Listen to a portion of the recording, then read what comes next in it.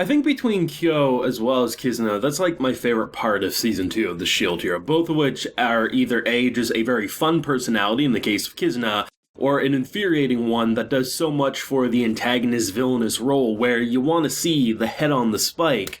But I love the fact that, on one hand, the longer he sticks around, the more he can infuriate you, and the satisfaction of hopefully his death someday in the future will be all the sweeter. But I mean, for having an episode like this, which for the most part wasn't too dramatic, if anything it was more of a setup episode, they end it in full swing just saying, hey, yeah, the wave's here, and this dimension wave, the fact that all this studying, the way he manipulated so many close to, and the fact that, from basically childhood, it's no surprise that people could be blindsided, but the fact that to be that betrayed that you weren't aiding in stopping the waves and doing this heroic thing, you were helping a psychotic kid get so powerful that he could launch absolute destruction, and seemingly the gang has been separated, and it looks like Naofumi is once again tasked at dealing with this wave anyway, single-handedly, which he's no stranger to. But it was an interesting episode. It was a bit of a mixed bag once again, because definitely production was not the best. There was a lot of goofy faces, a lot of stiff animation, but the content in general was rather fun, even if it wasn't revolutionary for the show. So it's a bit of a mixed bag. The thing that really holds, I think,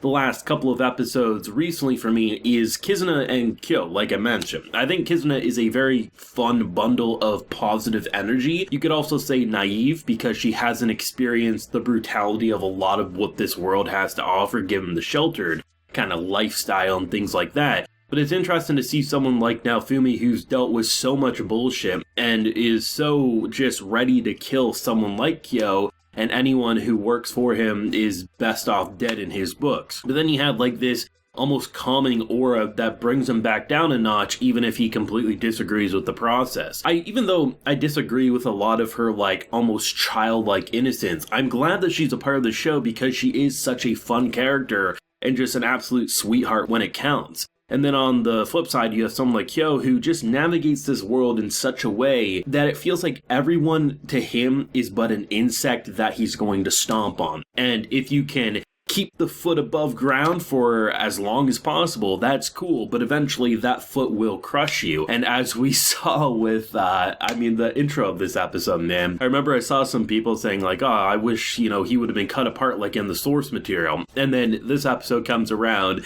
and his arrogant, foolish ways of literally, you had not only someone like Raftalia say, don't move or you'll die, you literally have the people next to him saying, don't move or you'll die, and because in a fit of pride, he moves and just is cut apart. And it was the funniest, most gory death I've seen in this show in some time, because he literally got sawed in half and just his goofy ass face on the ground. I mean, if there was anyone who needed to go out, it was him. But I mean, just based on the test tubes and everything like that, this man is willing to do absolutely anything. And I think, when it comes to why characters are quote-unquote evil, you can write it in a very interesting way, like a super deep backstory and things like that. But you can just have evil for the sake of evil, and based on what I've seen from this man so far, he kind of fits the criteria of being born a psychopath and way too intelligent for his own good, meaning he had the resources and knowledge to be able to craft the ultimate villain dream, and in this case, it is launching absolute hell on the world and making everyone bend to your every wish, so to speak. But man, the end of this episode really has me excited, because with 2 episodes left to go of this season, as then we wait for that season 3, which both seasons 2 and 3 were announced at the same time shortly after the end of season 1, so most likely it'll probably come out sometime next year is what I imagine. Given the fact that the production of this season is definitely left a lot to be desired, I hope they push it as long as possible so they can refine some of those details, because really, like, if you look at the fight in this episode, even though there was some cool directorial choices, like there was some really good perspectives when the swords were clashing, but ultimately there was so many just stiff moments, and it wasn't even just like the wider shots where you're like, okay, well clearly they didn't have time and they didn't have the details to polish in the best way, but it's a wider shot, it's no big deal. But it was just, I don't know if it was just me, but like there was so many around like the 5 to 15 minute mark where it was just characters standing still, and it was like, it was in a video game, right? You ever see like those glitchy cut scenes where clearly character models didn't load in properly, so they're just kind of stiffly there with their mouths open. That's kind of how it felt like when other characters weren't talking, they were just kind of like there, and then there's a couple of times where it felt like the animation was actually glitching in and out. I don't know, it felt like an episode that left a lot to be desired on production, even if the story content and the voice actors clearly gave it their all for what this episode wanted to deliver. So it's one of those things where I do hope, I'm going to assume anyway, even though it's been a decent wait between season 1 and 2, maybe it was the pandemic, maybe they weren't able to work on it as long as they originally intended, I don't know. All I can hope is that season 3 gets a bit more time in the oven than maybe what they were initially intending. Only time will tell. It's not atrocious by any means, but comparing how I love the visuals pretty much consistently through a back-to-back 2-core in the previous season, this season definitely feels like it's a massive dip in visual quality, and at times even story quality. But I still have fun with Shield Hero, right? I mean, there's definitely people who absolutely hate it now, some people who love it but feel disappointed. For me, it's like a mixed bag, but it still isn't in that realm of disappointment. Just, I wish to see this series improve, whether it's on the story, like in the case of previous episodes like I've criticized,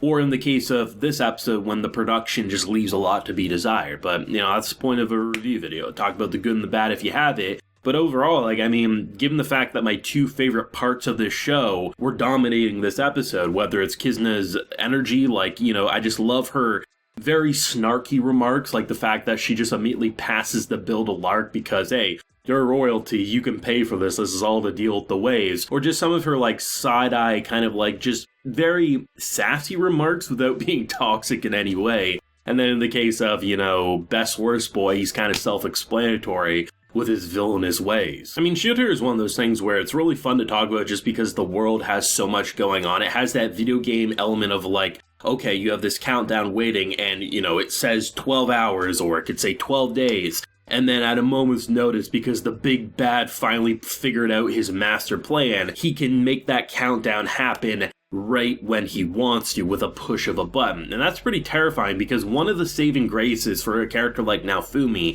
is that when things are going to happen, right? At the very least, hey, we got 3 weeks before the next wave. Even if everyone around me is an absolute idiot, I have 3 weeks worth of training that I can do. I know I gotta carry the world on my shoulders, everything's fine. And then you have someone like this who just says nope, and then it all hits the fan. And that's really fun for a viewer. And when you put yourself in Naofumi's shoes and the anger that he's dealing with here, I'm not only just I'm not even in my own world, I'm working with people who probably want to destroy my world. And, someone like this, who's very naive and innocent, wants to find that way where we can coexist peacefully, but realistically, I know one of our worlds is going to have to go, and as much as I like this girl, I'm probably going to have to sacrifice hers because I'm not going to sacrifice mine. But then again, his world didn't treat him that well, even though there's certain people he likes on that side, so maybe he would change his tune, right? There's a lot of things going on that makes for a complex atmosphere. And without him going full on edge with rage, he has that right amount that makes him feel pissed off in believable ways,